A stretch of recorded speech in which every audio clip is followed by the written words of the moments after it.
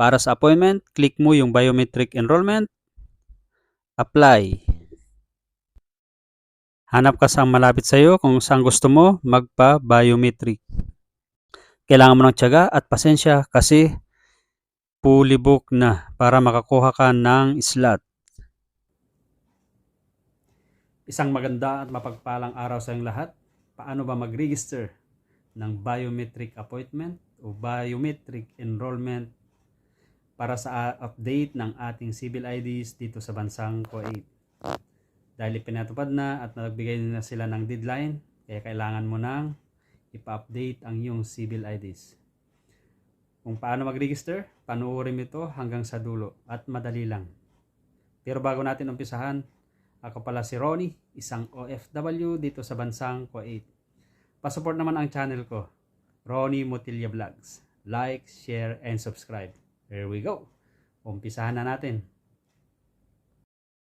Buksan yung cellphone o mobile and click the Google. Punta ka sa iyong Google at search mo yung meta.e.gov.kw. Kung may link, mas maigi. At ilagay ko yung link sa description box. At ito na, meta.e.gov.kw. I-click mo lang to at lalabas itong Meta Portal Home. I-click mo lang din to. Pagkatapos niyan ay lalabas ito. Kailangan mo nang mag-register as a new user kung hindi ka pa nakapag-register. I-click mo lang yan. After that, mag-a-ask ng yung civil ID. Enter mo yung civil ID number mo, ang serial number na matatagpuan sa likod ng yung civil ID at yung mobile number. Email address, pinaka-importante, kailangan activated kasi kailangan magsisend sila doon ng confirmation code na yung enter. After that, accept mo yung terms and condition and register. Pagkatapos yan ay puntahan mo ang iyong email address para sa sinend nilang verification code. Check natin yung email ko nung nag-apply ako. Puntahan natin at ito na, may na-receive na akong email from Meta Portal. At ito na yung aking verification code. Yan, kailangan i-enter natin yan.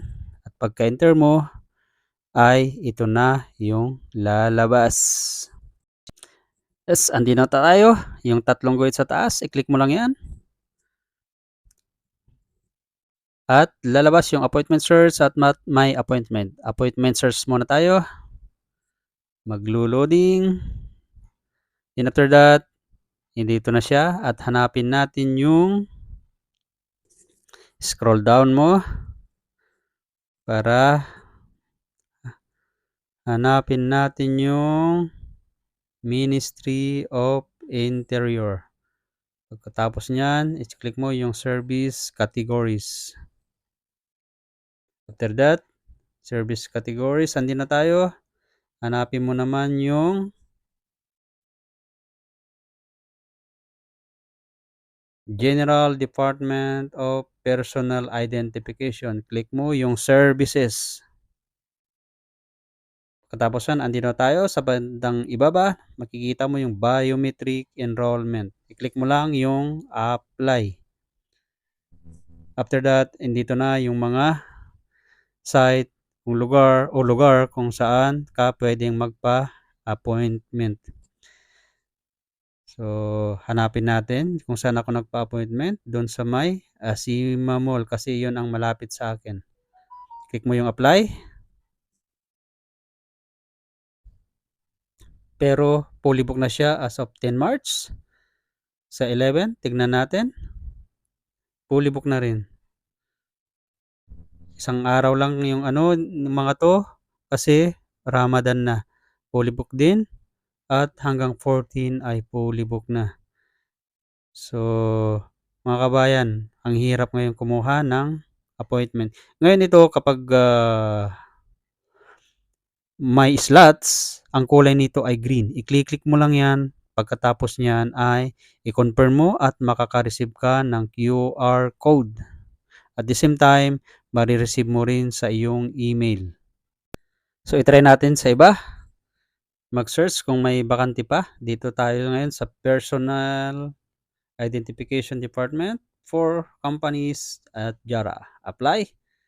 Pero mukhang fully book na rin. Sa 10, 11, fully book na rin. 12, the same. 13, fully book na. 14, the same. At tignan natin sa dulo. 21 ay fully book na rin. Kaya mga kababayan, kung hindi pa kayo nakapag-register, kailangan abang-abangan nyo ito. At matyaga kayong mag-abang. Kasi pag nag-open ang slots, ang daming naghihintay at magpapa-register. Kaya kailangan natin gawin to. So, kabayan, ano bang inihintay mo? Mag-registered ka na. If ever na pag-register ka, ay makaka-receive ka rin ng email na confirmation na nakapag-registered ka. Katulad nito. So, ano bang inihintay mo kabayan? Magpa-registered ka na. Kasi, sa tinignan ko, ang haba hanggang sa 21 sa ibang area ay fully booked na. Ngayon ay March 8, 2024. Sana ay nakatulong tong short video ko na to. At kung ikaw ay isang expatriate na tulad ko na nandito sa bansang Kuwait, magpa-registered ka na kung di ka pa nakapag-update ng iyong civil ID. Dahil ang hirap kumuha ngayon ng slots para sa update ng ating civil ID. Maraming salamat sa iyong pagsama. At mga kababayan, ingat kayo lagi. Again, please support my channel, Ronnie Motilla Vlogs. Like, share, and subscribe. Hanggang sa muli. Kita kits. Again, thank you.